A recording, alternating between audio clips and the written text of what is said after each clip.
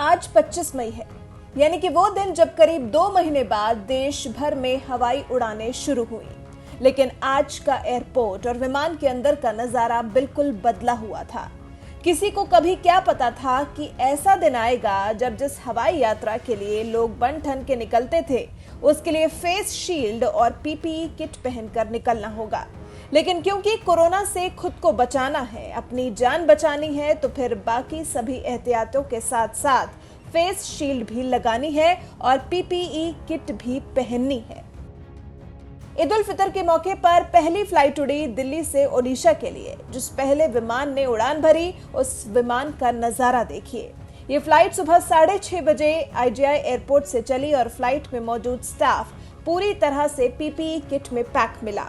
लोगों ने भी खुद के बचाव के लिए कोई कोर कसर नहीं छोड़ी थी।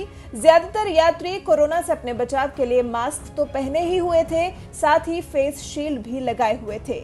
ये जरूरी इसलिए भी था क्योंकि पहले सुनने में आया था कि मेट्रो की तरह विमान में भी एक एक सीट छोड़कर यात्रियों को बैठाया जाएगा, लेकिन बाद में इस तरह के आदेश से इनकार कर दिया गया।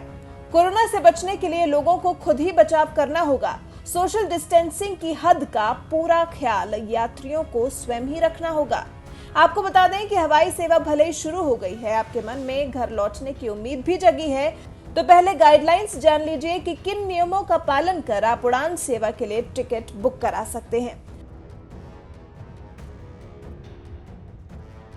सभी यात्रियों को मास्क पहनना होगा जरूरी। जिस भी वाहन से आप आए हैं, उससे उतरने के बाद खुद को सैनिटाइज करना जरूरी होगा।